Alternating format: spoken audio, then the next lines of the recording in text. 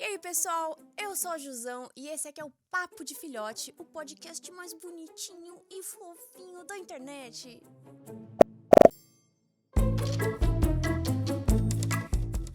Estamos de volta com mais um episódio. Agora eu convido vocês a viajar aqui com a gente na infância dos cãezinhos, dos gatinhos. Esse momento tão bonitinho, cheio de destruição, mas também muito fofura.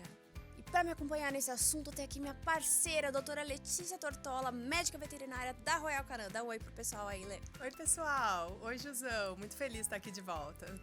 Bom demais. E para falar dessa fase tão fofinha e intensa, a gente tem aqui, ó, dois convidados muito especiais. A Nathalie Dragonetti, que é a tutora do Manuel, que tá aqui com a gente. Manuel já chegou daquele jeito, Chegou boa tarde, chegando. pessoal. Manuel daquele jeito. Nathalie, aproveitar que o Manuel tá aí à vontade, conta pra gente como é que ele apareceu na sua vida e como é que foi a adaptação dele, porque eu sei que a Nathalie tem mais 2 doguinhos em casa, hein? Conta um pouquinho pra nós. É verdade. O Manuel, na verdade, ele aconteceu na minha vida e eu posso dizer que é a coisa mais gostosa e desafiadora do meu 2022. Eu sempre fui mãe de pet, mas de cachorro. Gato, nunca tinha tido contato. E eu acho que o Manuel veio para me ajudar a desmistificar muitas coisas que as pessoas pensam sobre os gatos, né? Essa questão que a galera acha que eles não são carinhosos, que eles são traiçoeiros. É muito comum a gente escutar isso. E o Manuel veio para quebrar todas essas barreiras da minha vida. Eu trabalho num projeto social, numa ocupação aqui de São Paulo, com 5 amigas. E a gente faz visitas semanais. Em uma dessas visitas, a gente conhece as crianças, então a gente já tem laços lá. A gente viu as crianças brincando com os gatinhos e tal, e foi entender. Então, e aí, tudo bem? Quem são esses gatos? Vocês estão aqui porque a gente percebeu que era filhote. E aí eles fizeram, vocês querem um gato? Tó. E deu 2 gatos no nosso colo, gatinhos desse tamanhinhos, muito pequenos. E aí, o que a gente faz? E aí, quem são esses gatos? E aí, a gente descobriu que eles tinham sido abandonados. Eles tinham, em média, 45 dias, depois a gente descobriu. Mas aí, na hora, a gente nem pensou 2 vezes, né? Então, o que a gente vai fazer? Vamos resgatar. Só que, assim, o que é o nosso projeto? 5 amigas que chegaram lá e tentaram mudar a vida das pessoas que estavam ali. A gente não é uma ONG, não tem uma superestrutura. E a gente falou, tá bom, vambora. A gente sabe que tem que levar no veterinário, então é isso que a gente vai fazer, levar no veterinário, ver se tá tudo bem e depois fica na casa de alguém. E aí, nesse processo, então a intenção era doar, né? Então, nesse processo estava tudo acontecendo. Minha madrinha já se apaixonou pelo irmão dele, que é Manuel e Joaquim. O irmão dele é o Joaquim. Ótimos nomes. Nome de gente em bicho, o melhor nome que tem. Eu amo. Todos os meus Eu sou têm o nome tutora de um gente. Plínio, então eu sei como é que é. É muito bom, é muito bom. E aí, a gente, então, um já tinha casa. Aí o Manuel ficou nessa, aí como que vai, como não vai. Fui me apegando e falei, tá. Caiu no golpe. Caí. Manuel deu o golpe com excelência. E aí eu levei pra casa. E aí foi assim que a nossa história começou. Mas eu sei que você também tem mais 2 dogs em casa. Como é que foi essa adaptação dele lá? Tenho mais 2, que é o Tunico Miguel e o Tobias Maurício, que são 2 chihuahua. A minha preocupação no começo foi realmente se ia acontecer, se não ia. Mas eu fiz um processo de adaptação como manda o combinado, né? Por a minha madrinha estar adotando o outro, eu já tava, frenética pesquisando. Inclusive, o podcast de vocês me ajudou demais pra eu conseguir fazer adaptação. Altas dicas, eu adorei. E aí, como que foi isso? Primeiro, eu preparei a casa. Então, ele ficou ainda uns dias na minha amiga, se habituando com o irmão dele, até eles virem pra casa final. Então, eu coloquei as mesas com mais espaço, deixei o ambiente só pra ele. Os meus cachorros, só pra contextualizar, são 2 cachorros bem pequenos, né? São 2 chihuahua de 1,5 kg e 2,5 kg. Então, assim, realmente eles não tinham acesso a um lugar alto. Então, dava pra ter um lugar de segurança pro Manuel quando ele chegasse. Então, aí, o dia em si foi uma operação. Minha amiga me ajudou, a gente entrou, primeiro ela entrou, ficou distraindo os 2, eu já entrei direto pro quarto, fechei a porta, falei, tá bom, é isso, estão em ambientes separados. Mas já tava sentindo o cheirinho do outro, então já é o primeiro passo. sabiam que existia. Na minha opinião, ele foi mais esperto, o Manuel, porque ele sentiu antes a presença. O Tunico e o Tobias demoraram um tempo, eu achei isso engraçado, porque eles são cachorros, como a gente sabe, chihuahua é muito de avisar, né? De lá tem muito e tal, cheiram muito, e na primeira tarde, nem aí pra hora do Brasil. Aí veio a primeira noite, que eu acho que foi aí que eles descobriram, porque eles dormiam comigo. Ah, então eles perderam a mamãezinha. Eles perderam o posto de dormir na king algo size, acontecendo né? aqui Daquele nessa jeito, casa. exatamente. Então, acho que ali eles começaram a perceber. Mas mantive, então, os primeiros dias separados, comecei a trocar brinquedo, cobertor, comecei a fazer todo o processo.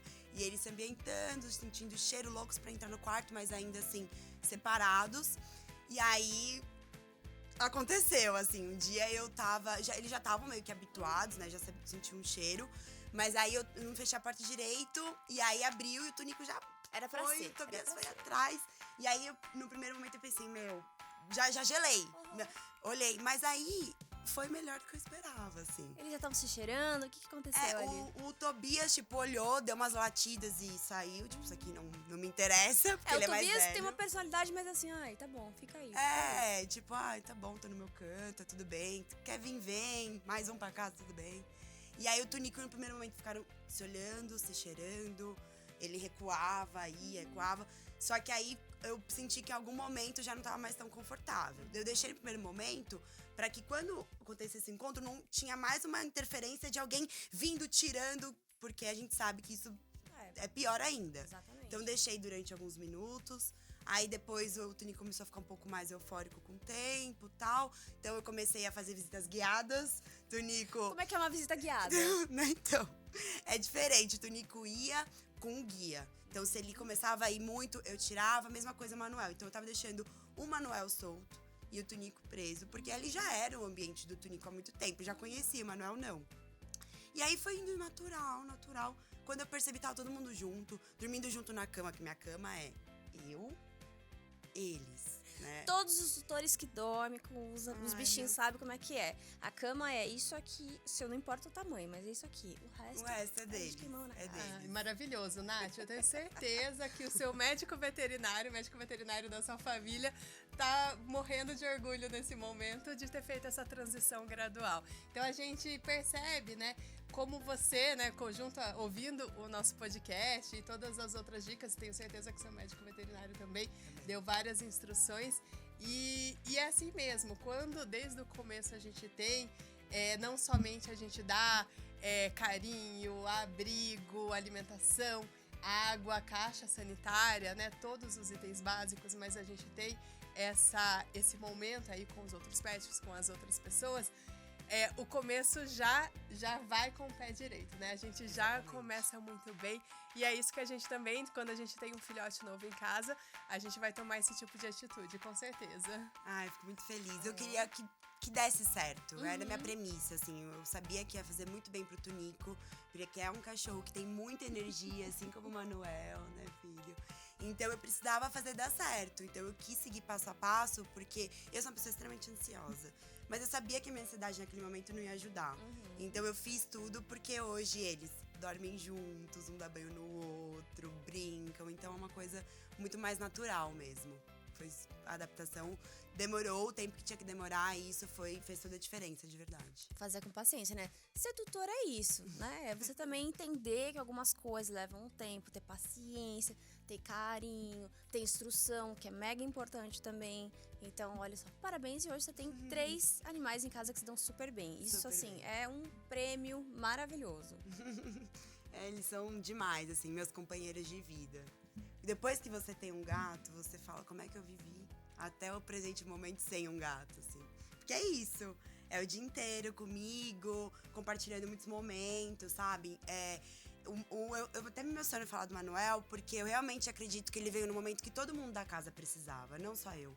O Tobias, ele é um cachorro que ele já é mais velho e o Tunico ainda tinha muito instinto de filhote, então ele sentia falta.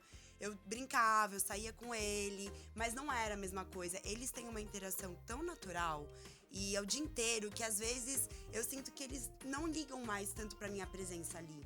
Então isso me ajudou muito também, né? Porque eu consigo ter mais liberdade pra eu ir trabalhar presencial quando precisa, porque os 2 cachorros eram de pandemia. Então, assim, eu ganhei mais liberdade com a chegada do Manuel. Isso foi muito interessante. E é interessante como o gato é diferente de cachorro, né? Os gatos, eles são um pouquinho mais solitários ali, são mais noturnos. Os cães são mais apegados a gente. Doutora Letícia, por que tem essa diferença? Conta um pouquinho pra gente. Realmente, o comportamento de cão e de gato é muito diferente e isso é desde os primórdios, da ancestralidade deles. É muito interessante. Vamos começar falando do gato, então. Quando a gente vê um gato, a gente acha que eles são descendentes de quem? Do tigre, do leão, Exatamente. né? É a primeira coisa que a gente acha, mas na verdade eles não são. Ah, é? Nossa, que doideira, não Sempre sabia. achei que era, tipo, um mini leãozinho, assim. Eles são descendentes, na verdade, de um gato, de um pequeno gato selvagem que veio lá do norte da África.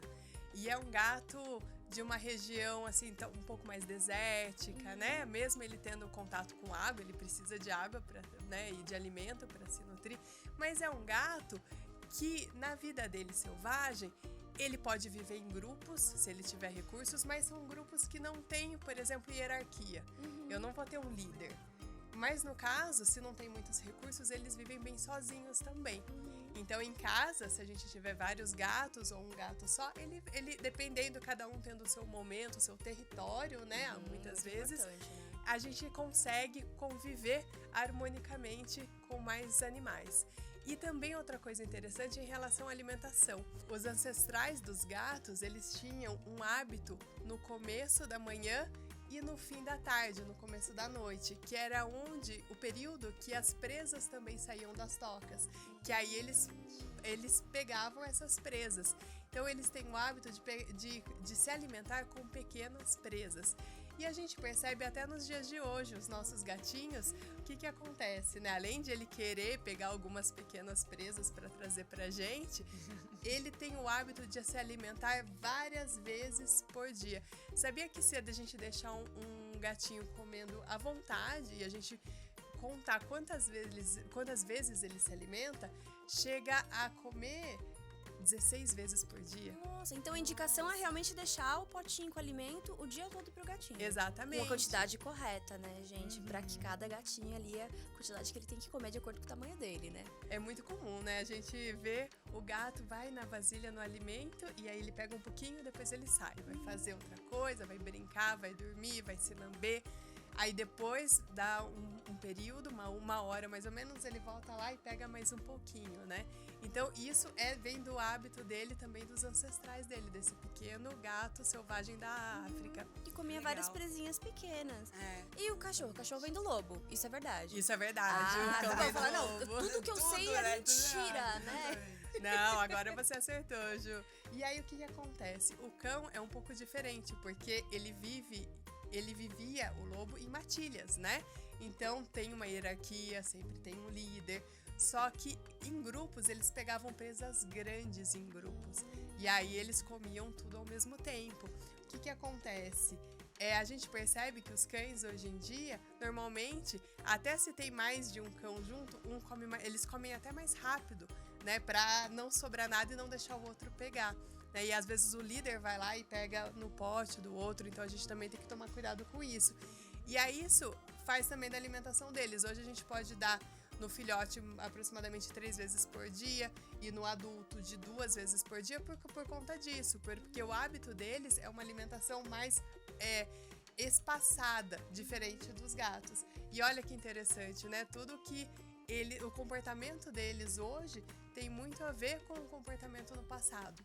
Muito legal, né? As Olha, raízes. As raízes, a ancestralidade exatamente. deles, exatamente. Doutora, você falou sobre essa questão da ancestralidade deles e é curioso porque o Manuel tem um comportamento um pouco diferente disso e eu não sei se é porque ele tem um convívio com cachorros, né, Manuel?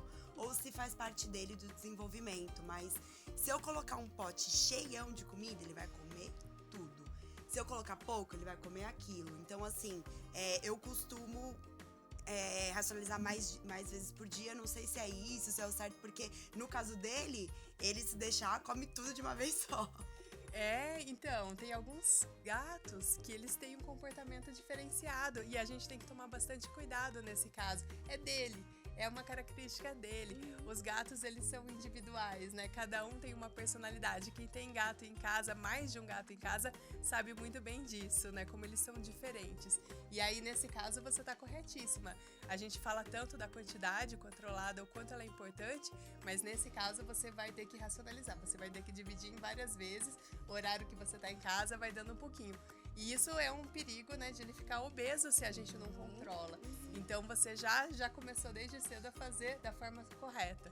Já que a gente tá falando de comer, de comida, enfim, se come, não come, como é que a gente sabe que o filhotinho tá crescendo do jeito certo? Porque a gente sabe que criança, quando vai no pediatra, tem aquela curva de crescimento certinha. Tem isso pra pet também? Tem sim, Ju. A gente tem essa curva de crescimento, é muito novo, são pesquisas muito novas e a gente está levando essa informação para os médicos veterinários e eles já têm essa ferramenta disponível. E essa ferramenta, como que acontece, né? Ela tem uma curva de crescimento realmente que a gente estima qual o peso dele, por exemplo, quando adulto.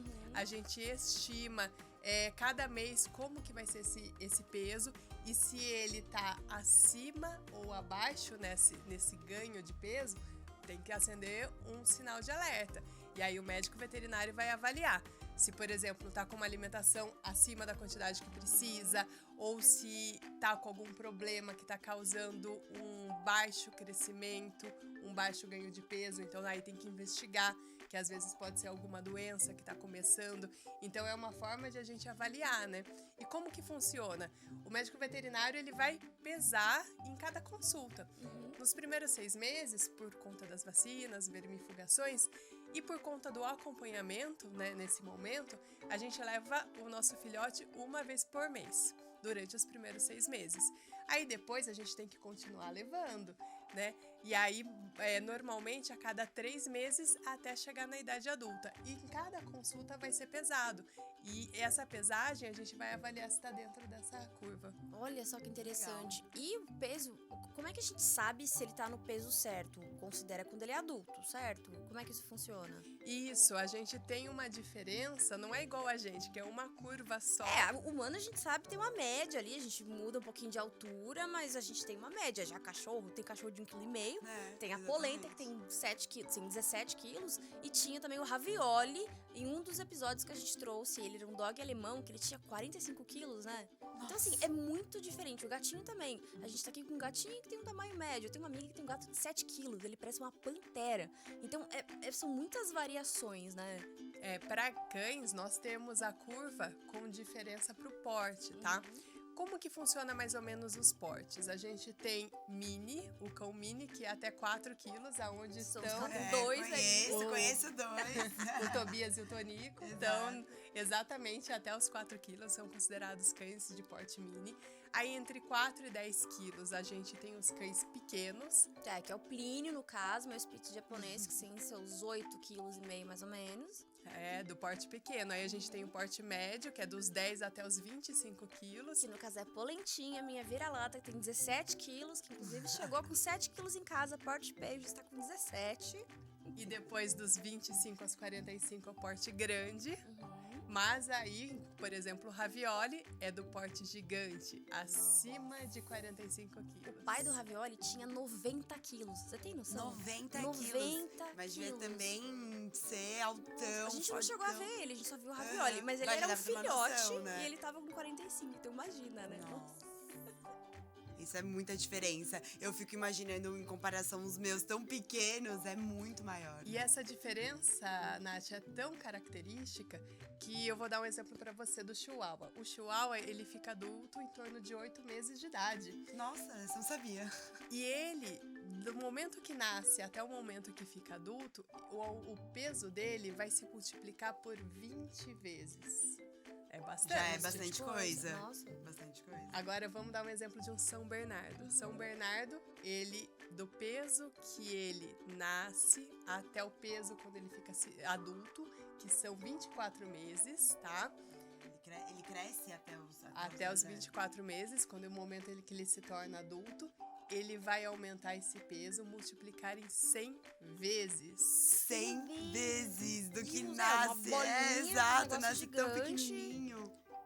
Então, a gente tem uma diferença, inclusive, de metabolismo.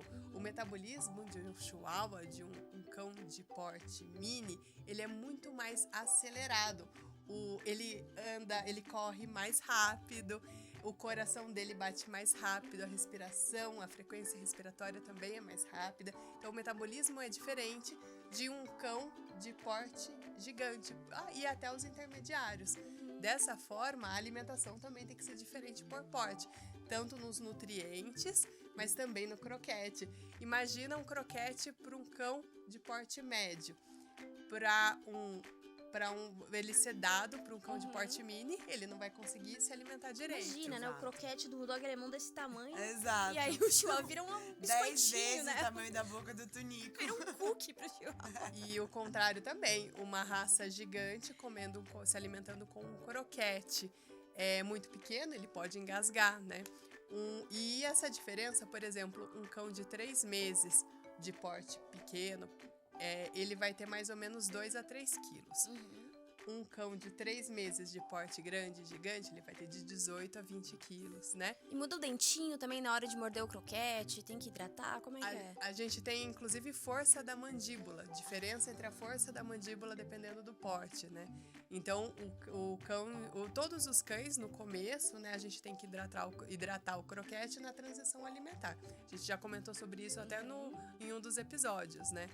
Mas, agora, quando eles estão um pouco mais velhos, a gente também precisa tomar cuidado, porque alguns animais, alguns cães, esse de porte grande, por exemplo, tem uma força de mandíbula maior. Então, o croquete também ele tem que ser adaptado a essa força de mandíbula. Então, a gente tem a nutrição, os nutrientes específicos por porte, também é importante, mas também essa tecnologia e o tamanho desse croquete. E gatinho já não muda tanto, né? Essa parte de força de mandíbula, de porte. Tem uma média. Tem porte de gato pequeno, grande e pequeno, médio e grande? Ou segue uma linha mais uniforme? Existe um pouco, mas não com tanta diferença como cachorro. Nos cães. Cachorro, né? Cachorro de 1 quilo até de 90 quilos é muita coisa, né? A gente tem gatos que são maiores, por exemplo, os da raça Maine Coon, que são os que mais a gente conhece, são bem maiores, mas a diferença não é tão grande nutricionalmente, né? A gente tem algumas diferenças, mas que a gente não precisa se preocupar. Mas os gatos, eles têm particularmente 2 fases de crescimento muito distintas. O Manuel tá com quantos meses? Vai fazer 5 meses agora, na próxima semana. Ele tá praticamente na transição dessa fase. No começo, nos primeiros 4 meses, eles esticam muito rápido. É uma fase que eles ganham bastante altura, né? Só que a musculatura ainda não está desenvolvida. Por isso que eles ficam meio esquisitos, né? A gente que vai acompanhando, o bichinho quando vai crescendo, fica com a perna, fica pernudo, fica com o corpinho pequeno, a cabeça, orelhudo, né? Exatamente. É muito engraçado, porque ele tá realmente nessa transição. Os musculinhos ali estão de um jeito. E a gente vê o próprio Manuel, ele é comprido. Ele tá mesmo nessa fase meio esquisitinha, assim. Ele saiu um pouco daquela coisa do filhotinho fofinho, mas ainda ele não é um gatão adulto. Exatamente. E comigo parece que foi da noite pro dia, assim. Um dia o Manuel era desse tamanho, aí eu acordei no outro dia ele tava desse. Mesmo que você tá ali o dia a dia, você acaba não percebendo, mas às vezes dá um clique e você fala, nossa, foi do nada, o que aconteceu aqui? Com ele foi muito assim. É tipo adolescente de gente, né? Tipo, o adolescente humano também. Ele é esquisito. Eu era uma adolescente muito esquisita, gente. Tinha os braços compridão, assim, perna comprida. Eu era meio cabeçuda. Então, também acontece isso com os bichinhos. Acontece. E aí, depois dos 5 meses, que é o momento que o Manuel tá agora, como que vai ser? Ele vai desenvolver mais massa muscular. Ele vai continuar crescendo, claro, mas ele desenvolve massa muscular. Os cães é um pouco mais contínuo, mas tem esse crescimento mais acelerado no começo. Os cães de raça gigante é bem mais dividido. Só que os outros cães também acaba a gente tendo essa diferença. No começo é um crescimento mais rápido e depois é mais muscular. Mas nos gatos é tão perceptível, é tão importante essa diferença que nutricionalmente a gente também tem que cuidar dessa diferença. Então, o alimento dos primeiros 4 meses, ele tem bastante gordura, quilocalorias, que a gente chama de energia, bastante proteína. É adaptado, tem em quantidade de cálcio e fósforo também, adaptado para esse momento dele, né? Para ele gastar toda essa energia que ele precisa, que ele tá dormindo Agora ele já gastou toda a energia, toda. agora ele tá tirando uma soneca. Olha o jeito que ele tá dormindo, gente. Ele tá muito bonitinho. E as fadinhas, as almofadinhas, tá demais, Manuel. E agora, Manuel, agora você vai ganhar massa muscular. Então, a gente precisa de proteína de qualidade, bastante digestível, que absorve bem, em quantidade boa. Mas a energia, a gente tem que dar uma controlada. As calorias não precisam ser tão altas, porque agora é um crescimento mais estrutural, mais de força física. Então, a gente muda um pouco esse tipo de crescimento. Mas o Manuel tá super bem, com pelo maravilhoso, ativo. E isso que importa, né, pra gente. Pra nossa a saúde e bem-estar deles, pra gente, é o mais importante. Total. Eu fiquei até um pouco assustada quando aconteceu esse momento do espichar do Manuel. Eu até falei com a minha veterinária, eu falei, não sei, será que ele tá magro demais? Será que tá tudo bem? E até minha mãe falou, ai, você precisa levar esse gato no veterinário, porque não sei. Não... Aí eu levei, normal, né? Ela já tava acostumada, falou, ele tá ótimo, é porque realmente é essa fase da teoria que você comentou agora há pouco. Porque a gente não tá acostumada com o cachorro, é muito diferente. Ele parece que vai crescendo mais tudo junto, né? O conjunto. E o gato vai crescendo uma coisa de cada vez, é engraçado. Já que a gente tá falando de alimentação, vamos para os nossos mitos e verdades. Vamos lá. Primeiro, mito ou verdade? A obesidade do pet é decorrência somente de uma alimentação em quantidade errada? Doutora, é verdade? A alimentação, ela pode ser um vilão, mas é mito a gente atribuir todo o problema de obesidade somente à alimentação, tá? Por quê? A alimentação, sim, a quantidade controlada, a gente vai falar todos os episódios sobre a quantidade controlada e o alimento de qualidade. A gente sabe da importância e a gente vai reforçar aqui. Mas tem alguns casos que os pets podem ter alguma doença metabólica. E essa doença metabólica, ela pode mudar e esse metabolismo ficar um pouco mais lento. E mesmo ele comendo na quantidade ideal, na quantidade de quilocalorias ideal, ele pode vir a engordar. E aí, o que acontece? O que é a obesidade? A obesidade é uma doença e é o desbalanço entre a quantidade que se alimenta, de calorias que se ingere, e a quantidade que gasta, tá? E como que gasta? Nos processos normais, no crescimento do filhote, nos exercícios. Então, fazer exercícios, por exemplo, é uma forma de gastar, né? Então, ajuda também a que o consumo seja na quantidade ideal, mas eu preciso ajudar a gastar essa quantidade. E exercício é brincadeira em casa, jogar bolinha, sair pra passear, deixar, né, ter um espaço que ele possa ter o cantinho dele. Não necessariamente, só todo mundo acha que exercício é só, vou ter que levar pra passear por quilômetros. Não é só isso, exercício joga uma bolinha, tem um brinquedinho, pega uma varetinha, faz uma coisinha, faz alguma coisa, dá uma voltinha rápida de manhã, dá uma voltinha rápida à tarde, uma noite, porque eu acho que quando a gente fala exercício, as pessoas acham que vão ter que levar o pet numa creche pra ele gastar energia. E não é, exercício tá durante o dia todo, né? A gente às vezes pensa em agility, né? A gente pensa naqueles aparelhos que os cães vão, fazem, pulam, passam por baixo. Não, ele precisa se movimentar. No caso do cão, uma das formas de se movimentar com certeza é o passeio, né? No gato, como que a gente faz? A gente tem que ter o nosso horário de brincar com eles. Então, rotineiramente, a gente tem que escolher um horário do dia para brincar com eles, para eles se movimentarem. A gente acha que só porque o gato tá ali, que ele tá sempre dormindo, tá quieto, e ele não nos chama para brincar, e a gente deixa também, não. O gato tem que brincar ao longo da vida, não somente quando ele é filhote, tá? Então, vamos colocar aí um horário todo dia no final do dia, algum horário para brincar com ele pelo menos uma vez por dia. Às vezes eles vão, no começo parece que eles não gostam, mas é porque eles não estão acostumados. Então a gente tem que fazê-los acostumar, e incentivá-los e ver o tipo de brincadeira que ele gosta, o tipo de brinquedo que ele gosta. A gente vai descobrindo aos poucos e brincando junto. Ai, que compromisso gostoso! Colocar na agenda, brincar com o gatinho. Vou marcar uma reunião com você às 5. Não posso. é hora de brincar com o meu gatinho. No meu caso, brincar com o gatinho, do Tunico, o Tobias, todo mundo junto, né? E é legal que eles brincam entre si, mas é muito engraçado essa coisa, né, do gatinho, de que ele não costuma chamar a gente pra brincar. O cachorro já traz a bolinha. Eu tenho uma amiga que ela começou a acostumar o gatinho dela a brincar com uma bolinha de papel. Hoje, ele traz a bolinha de papel pra ela, igual um cachorrinho. Ela pega, joga, ele pega a bolinha e traz de novo. Ela ensinou o cachorrinho, o gatinho dela, a brincar igual um cachorrinho. Ela joga, pega, traz, ela chama ele, né? Na verdade, é a Jabu. A Jabu vem correndo pra ela é um cachorro-gato, na verdade. Mas é isso, pra você ver, né? Inclusive, o spoiler pro próximo episódio, que vai ser sobre adestramento. Sim, dá pra adestrar não só cachorro, mas também gatinho. Esse não perde, daqui a pouco eu falo mais desse spoiler aí.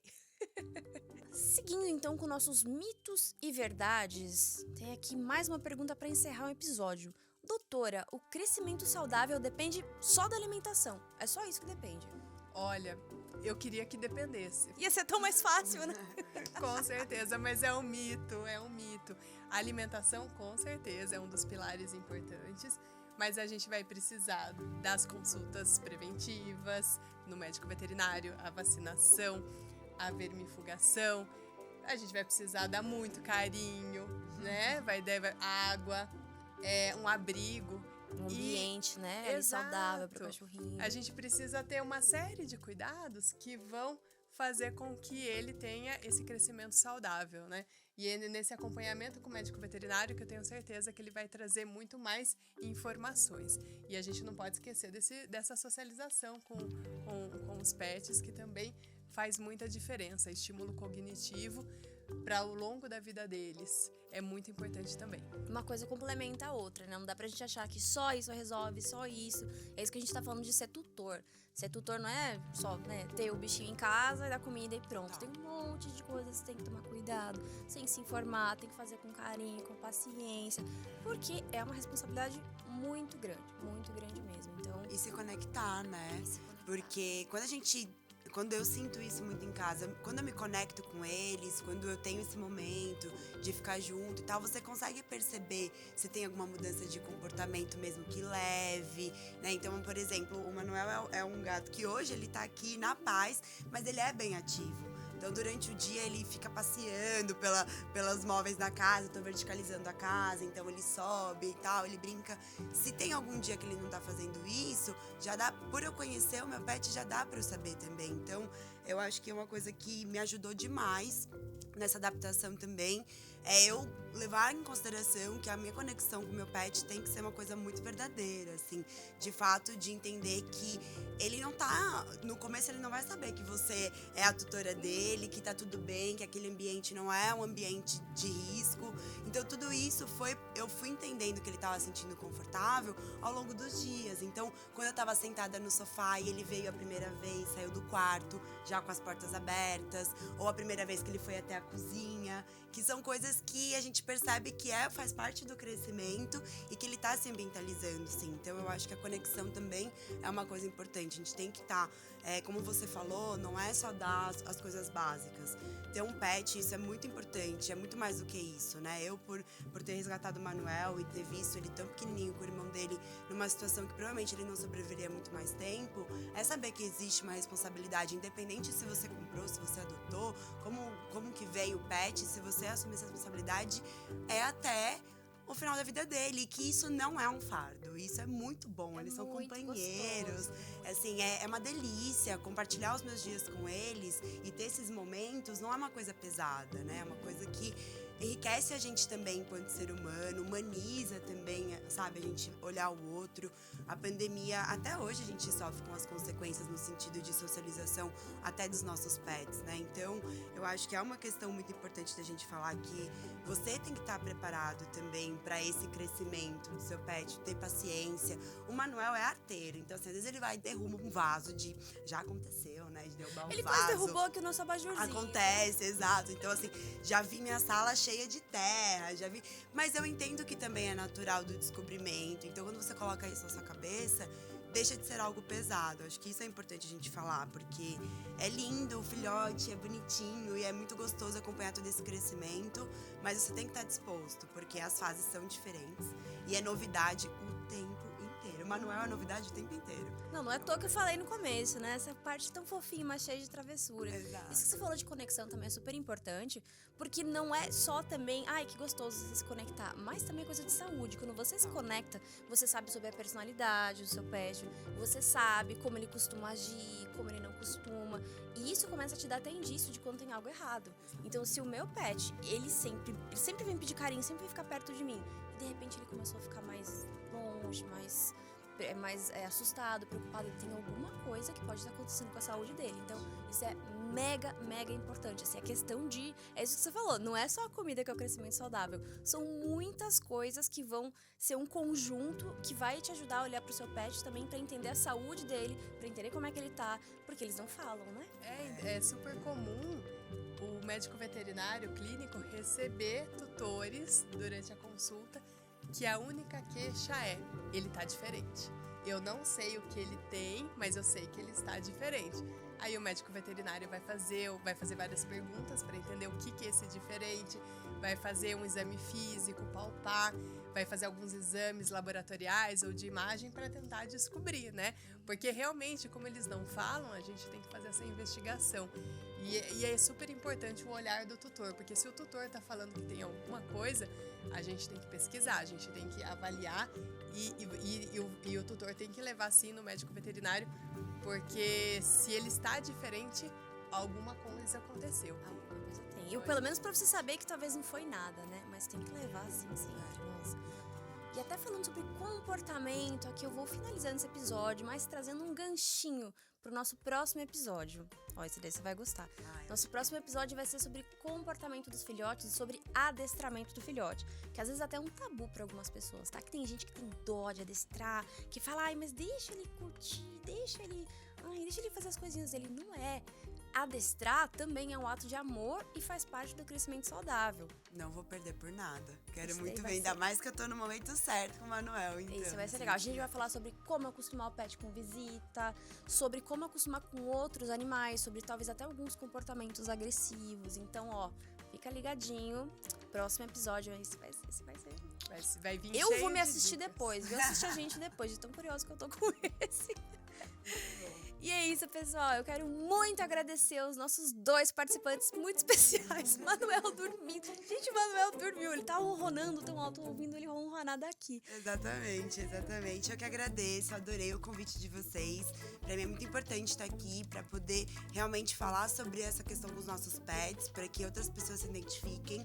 A gente, quando tá, principalmente mães, pais de primeira viagem, a gente tem muitas dúvidas, né? Tutores assim, e nunca tive contato, então, querendo ou não, ajuda muito o trabalho de vocês, a gente conseguir ter um crescimento saudável. Ai, Obrigada. que demais. E obrigada, minha parceira, doutora Letícia. Muito obrigada pelos seus ensinamentos aqui com a gente. Ai, foi fenomenal. E, Nath, obrigada mais uma vez. E que bom, né, que você trouxe o Manuel aqui com a gente. Ele se adaptou muito bem. A gente até fez uma adaptação antes para ver como que ia ficar, porque nem sempre todos os gatos, né, estão acostumados com um ambiente diferente.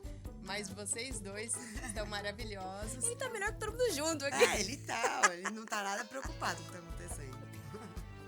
E a gente espera pelo próximo episódio de educação. Tenho certeza que vai ter muita informação legal pra gente. Então, até o próximo episódio, pessoal. Um beijão.